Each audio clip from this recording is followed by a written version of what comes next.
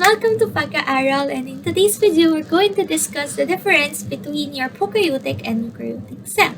But before we go on to that topic, let's discuss first, or let's elaborate, why do we need to have a small cell? Or why do we have small cells? Okay?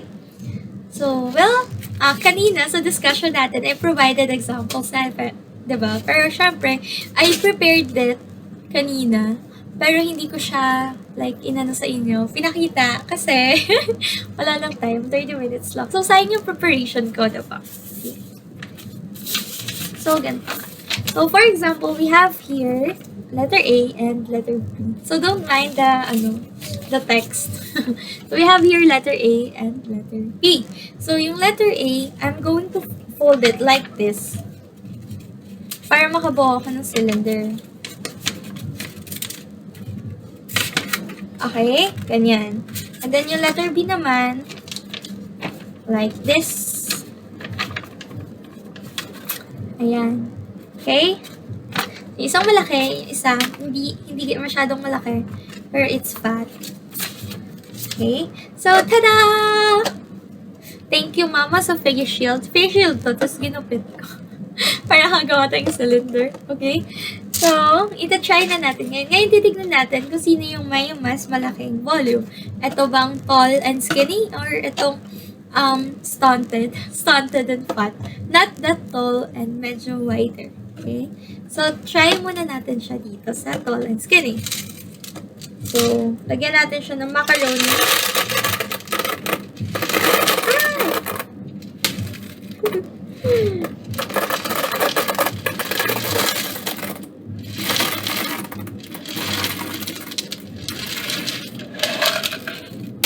So, as you can see guys, expired na to ha. Baka sabihin nyo si Mama Angel nagsasayahan. Galing to sa tindahan ng nanay ko. Yeah. Okay? So, napuno niya. Now, try natin namang ilipat yung contents dito sa loob ng isa nating cylinder.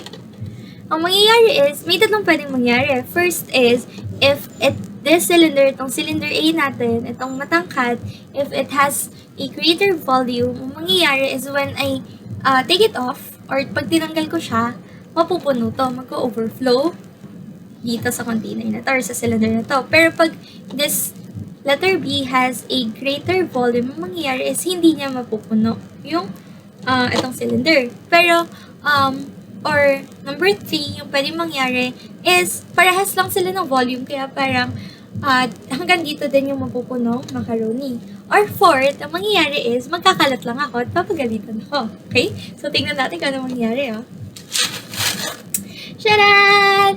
Ibig sabihin, ito yung may mas malaking volume compared dito. So, bakit kaya may mas malaki siyang volume? Because it has a higher surface area when it comes to the top. Kasi di ba, wider to compared dito. Kaya we can say na this one has a greater volume. Okay? And if we continue with doing like that, like from tall, skinny to tall, to this not so tall and fat container, and if we continue with, then we'll reach a point where we'll have a shape wherein it has the greatest volume with the least amount of your surface area. And in biology, that is what you call a sphere.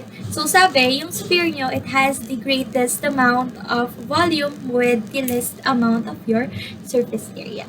Okay? Okay. So, trivia lang ulit, guys. So, yeah. Trivia. So, the people near the pole, yung mga Eskimo, diba? They tend to have a body that is like a sphere na. So, hindi ko man sinasabing bilog sila, pero they have short arms, they have short limbs, and then, parang natuloy silang bola, especially, mayroon patuloy sila, di ba makakapal din yung damit nila, parang silang polar bear, gano'n. Tapos, the reason why their body tends to look like that is because they need to they need to conserve their energy. They need to have a lot of volume. They need to maximize their volume to conserve the energy. So, paano nangyayari yun? Kasi, since maliit lang sila, pwede nila ma-conserve yung heat na meron sa body nila kasi masyadong malamig. So, they need to conserve that. So, dahil maliit lang sila, meron lang din silang maliit na surface area. Okay? Meron silang surface area na maliit. Tapos, dahil doon, hindi agad nila malulose yung heat na nasa body nila. Kasi they need to conserve it. Kasi nga, malamig doon sa North Pole. It contrary sa mga nakatira near the equator, they tend to be really skinny and tall. Bakit nila kailangan maging skinny and tall? Kasi their body needs to have a lot of surface area. Bakit niya kailangan magkaroon ng surface area na malaki? Kasi, kailangan niya naman mag-dispense ng a lot of heat. Kailangan niya mag-remove ng a lot of heat. Mag-lose ng a lot of heat kasi nga mainit near the equator, diba? So, if it's bigger, na-maximize niya naman yung surface area. Para mas mabilis siya makapag-lose ng heat. Okay? Para hindi na-trap sa body niya. So, that is with accordance with Allen's rule. And if we relate it to your cell, ganito yung mangyayari. Which is yung natakal na natin kanina during our discussion.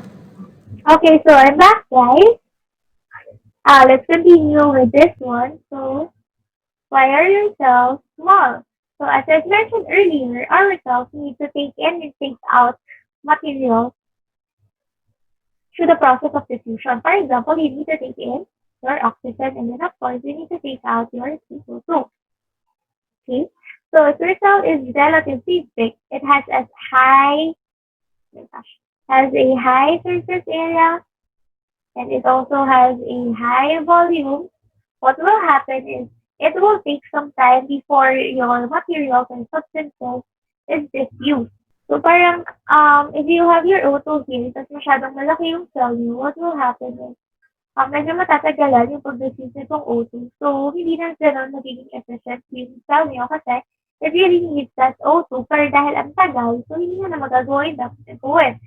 In contrary, if you have a smaller cells like this one, diba, we can say that it has a higher surface area to volume ratio. So, paano natin nasabing it has a higher surface area to volume ratio?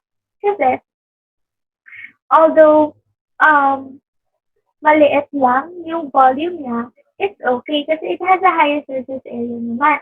So, dahil higher surface area niya, your O2, for example, your cell could absorb this O2 from different angles or from different sides. And then, it's okay lang then, for example, if you just have one source, okay lang kasi kaya niyo namang mapuno kaagad yung contents ng cell mo. Kasi your volume is not that high. It's lower actually compared to your surface area. So, mas mabilis yung pag-take in nyo ng oxygen and then yung pag-take out nyo or pag-remove nyo ng mga substances na hindi na kailangan ng cell. That's why we need a surface area that is higher compared to your volume. Unlike sa ginawa natin kanina, here, it has a high surface area and then it also has a high volume.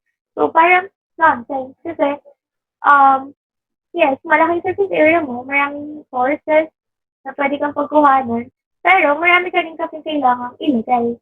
So, wala din, hindi rin magiging efficient. So, it's really, really ideal to have this kind or this size of cell that has a higher surface area to volume ratio. Sige, ulit-ulitin ko to para matandaan niyo. Okay, a practical example of that is whenever we try to cook or your mom cooks, every time your mom cooks, diba?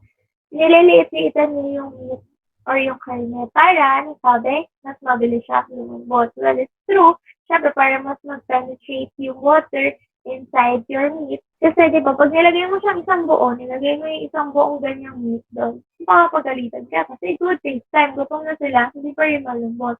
That's why it's important to make your cells smaller para mas mabilis yung processes to take place.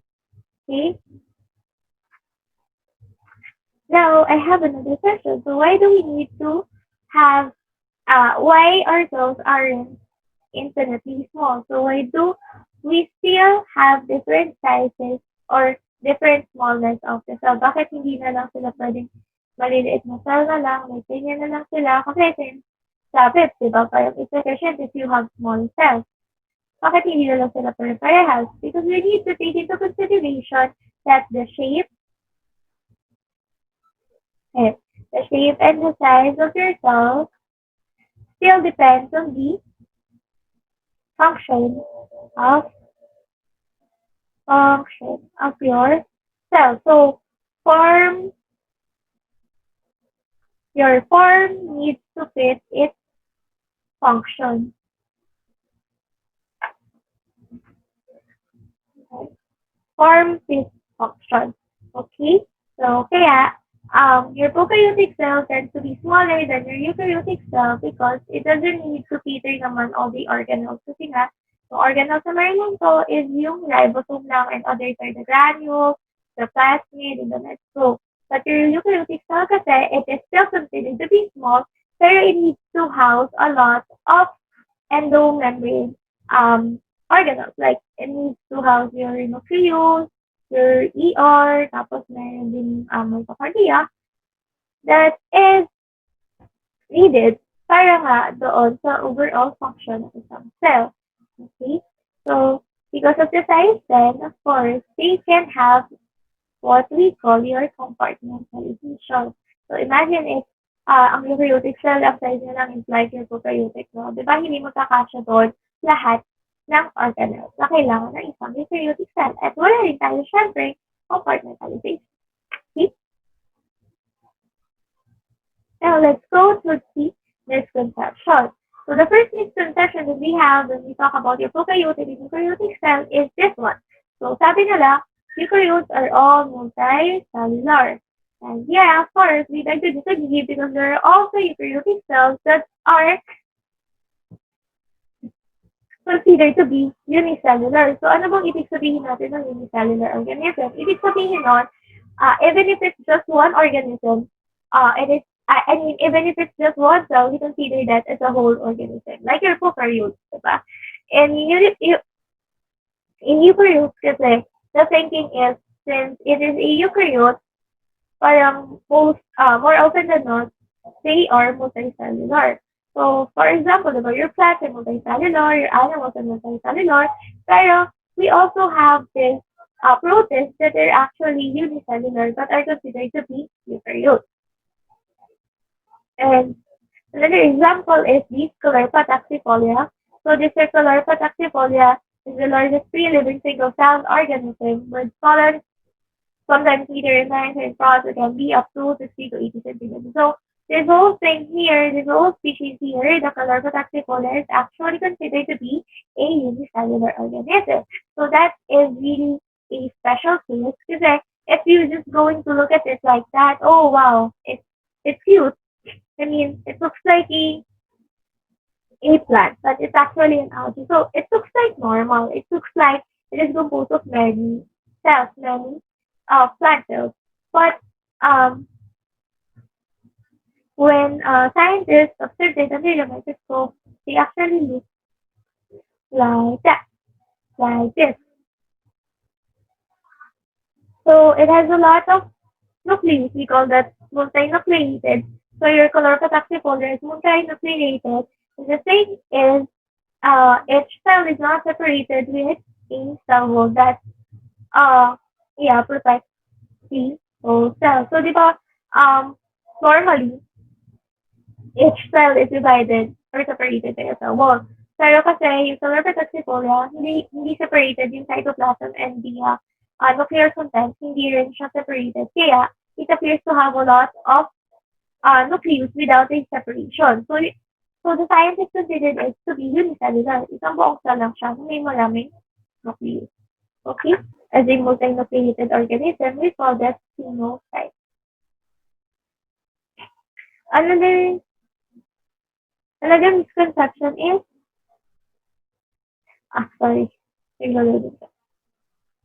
So another misconception is this one. So prokaryotes do not have genetic material, which is of course wrong, because they have a singular or they have a single secular chromosomes where they store their genetic information. Okay? So sabi naman dito, next is all cells cause bacterial. Okay, so sabi all cells cause bacteria, which is not true because there are still good bacteria. Okay? And there are bacteria that helps in decomposing organic materials, produces oxygen, helps in nitrogen cycle, aids in digestion, and is a vector for genetic engineering. Okay? So we have your prokaryotic cells and eukaryotic cells. So your prokaryotic cells are mainly composed of bacteria and archaea, and your eukaryotic cells naman are composed of proteins, fungi, animals, and plants. So basically, those are the things that we know that are alive. Okay? So, the main difference between your prokaryotic cell and your eukaryotic cell, the presence of your nucleus. So here, it is eukaryotic cells. Kaya sa tinawag na eukaryotic cells, kasi meron sila true, U is for true, and karyos is for nucleus. They have two nucleus. While prokaryotic cells naman, they don't have nucleus. That's why, ito yung genetic material nila. Ito yung circular DNA nila na naka-coil here sa region na to, and we call that the nucleoid. Okay? And aside from that, your prokaryotic cells also, kaya tayo dito, has no membrane-bound organelles aside from the ribosome. So, may ribosome ka naman dito sa prokaryotic cell mo. Pero, wala naman silang ibang organelles. Ribosome lang yung meron. That is, of course, still responsible for for protein synthesis. Next is, the prokaryotic cell also has cytoplasm. Wait, sorry, nahanap ko yung pointer. It also has cytoplasm founded by the plasma membrane.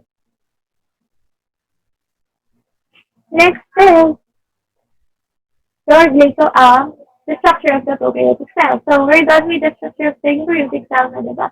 Last meeting, now discuss natin so ano yung structure ng prokaryotic cell. So the structure of your prokaryotic cell includes this thing. Okay, so let's start with your glycocalyx. So the glycocalyx is a layer that functions as a receptor, and also this adhesive provides protection to the cell wall. So we have two types of your glycocalyx. It could be a capsule and a slime layer. So your capsule is composed of polysaccharide materials, and it is firmly attached to the cell wall. Kasi the structure of your prokaryotic cells again is, for example, you have here your bacteria. So this is your plasma membrane. Plasma membrane is covered by your cell wall, and your cell wall is covered by your glycocalyx. So your glycocalyx naman, when it is in the form of capsules, it is composed of polysaccharide that is firmly attached to the cell wall of your glycocalyx, making it firm. Okay? So, unlike naman the slime layer, if your bacteria is composed of the glycocalyx slime layer, ang nangyayari is, it is not this glycoproteins kasi yung component itong slime layer. So the glycoproteins are not really attached to your cell wall. That's why they tend to be slimy. So for example, sa lababo, di ba, there are certain parts of your sink na medyo hindi nalilinis, ganyan. Kaya parang, kung ginawa ka nyo, medyo madula siya. Never knowing na that's actually the presence of bacteria na mayroong slime layer na glycocalyx. Okay?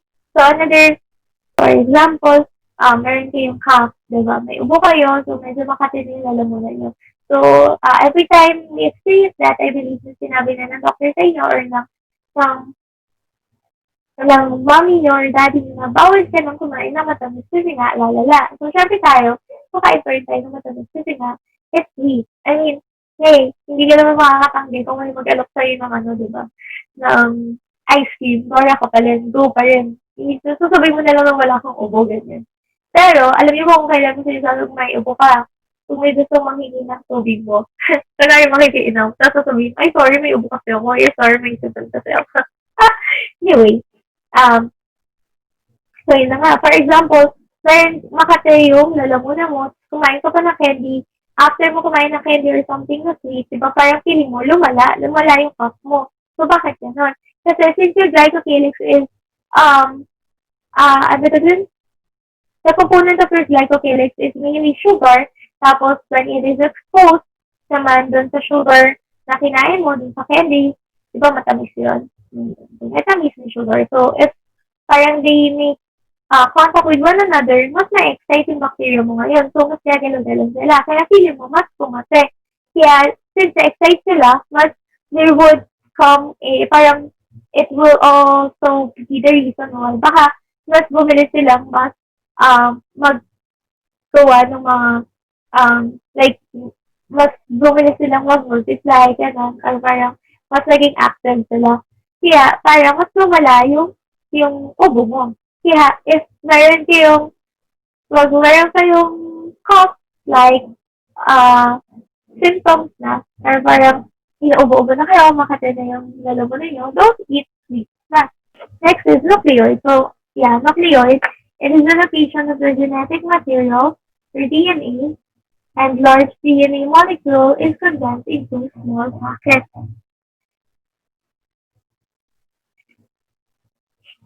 Really small packets. Okay?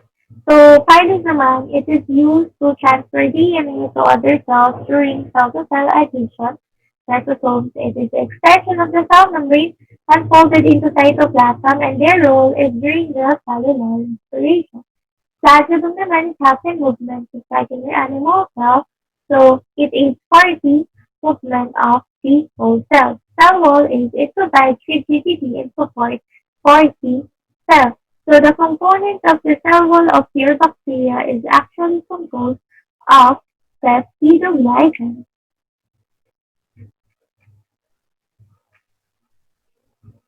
The peptidoglycan, yan. So they are the ones that is being targeted by your antibiotic. So thank goodness, kasi wala tayong cell wall. Kasi if we have, of course, maapektuhan tayo ng antibiotic. Maapektuhan yung cells natin ng antibiotic once we take it in. Kasi if we don't have a cell wall, no, yun yung tina-target ng antibiotic niya, we're safe. Kasi hindi mo naapektuhan yung mga cells natin sa katawan. Okay? So also, we have this membrane. So it helps in attachment to the surface and it looks like a gel-like structure. So ito yung mga membrane mo. Next is the infusions or the granules. So it helps in storage of carbohydrates, glycogen, phosphate, fats in the form of particles which can be used when needed. Next is ribosome. Ribosome is for photosynthesis and cell membrane is the thin layer of photosynthesis that surrounds your cytoplasm and regulates the flow of the materials inside and outside of the cell. So basically, that's the structure of your prokaryotic cell. Now, we have like two classifications of a bacteria. So it doesn't really follow, it's not really applicable the whole prokaryotic cell, but this is only for your bacteria. So if you have a sample of bacteria, it could either be a gram-positive bacteria or a gram-negative bacteria. So this gram-positive bacteria has a thick peptidoglycan cell wall, while your gram-negative bacteria has a thin peptidoglycan cell wall.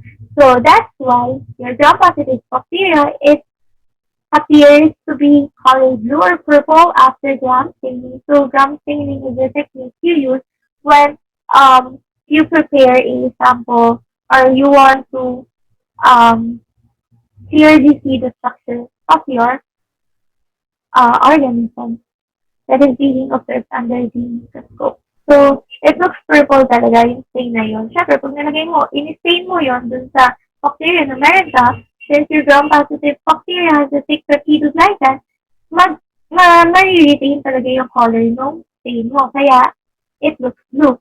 Pero if you have a gram-negative bacteria which has a thin peptidoglycan cell wall, hindi masyadong ma-retain yung stain mo.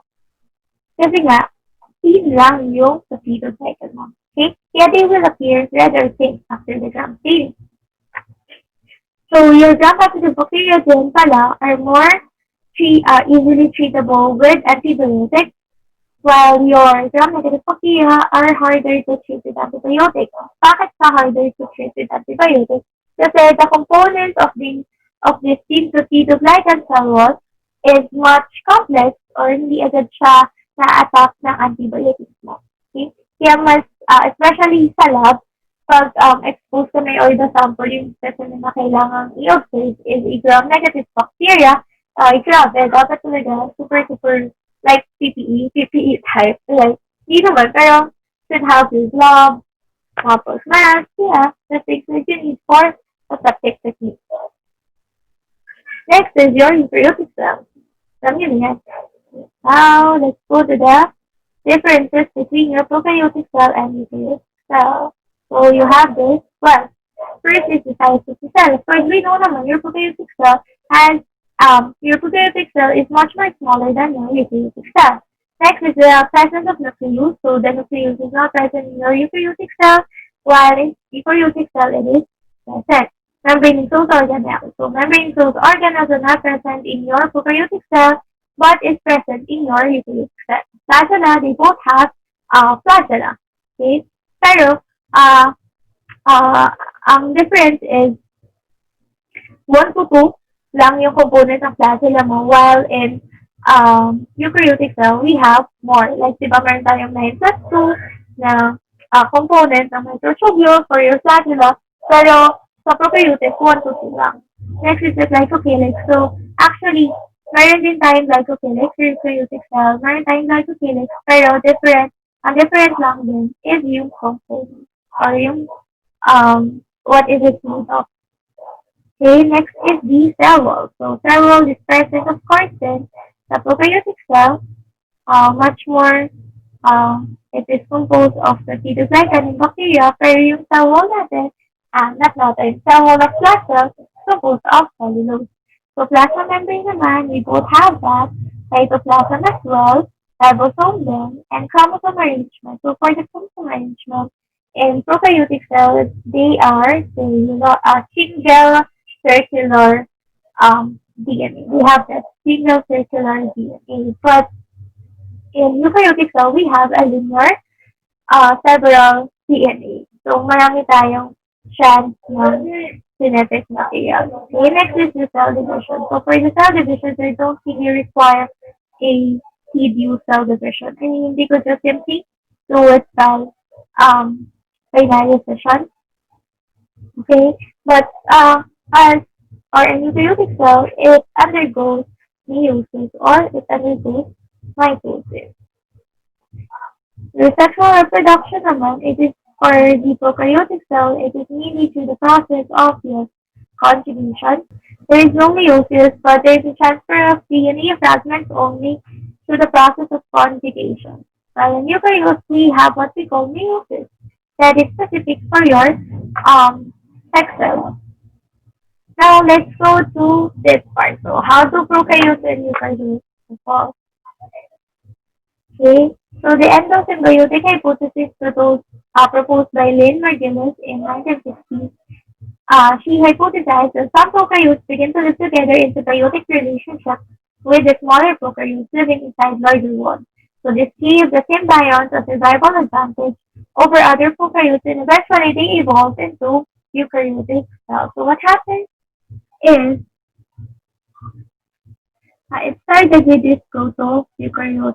So this proto-eukaryote, it just have your genetic material and nothing else. So because of the enfoldings in the plasma membrane of your ancestral prokaryote, it gave rise to the endomembrane components, including your nucleus and your endoplasmic reticulum. So here comes the exciting part. So Saturn, there has been this first event, which is the endosymbiotic event, wherein your ancestral eukaryote consumed or kinain niya yung isang aerobic bacteria that later on evolved to become a bacteria. And because of that, it gave rise then to the development of your modern heterotrophic eukaryote. So these modern heterotrophic eukaryotes are those cells that can produce their own food. Okay? So next naman is this event wherein your endosymbiotic wherein your ancestral eukaryote consumes naman photosynthetic bacteria that evolve into your chloroplast. So this whole thing later on um, evolved and developed to become your modern photosynthetic eukaryote. So this modern photosynthetic eukaryote naman, it is most likely observed in your cell cells. So they are considered to be autotrophs, that they can produce their own food. Okay? So these are the evidence that suddenly Margulis that should prove na your mitochondria and your chloroplast are really a bacterium or a bacteria. Okay? So first is they have a double membrane structure. So also they have their own ribosomes. They can produce independently within the cell. So through the process of binary fission. And they also have their own DNA. So that's what happened. That's how your eukaryotic cells evolve. Okay? So that's all for our discussion today. So I hope you learned something and see you next video. Bye bye.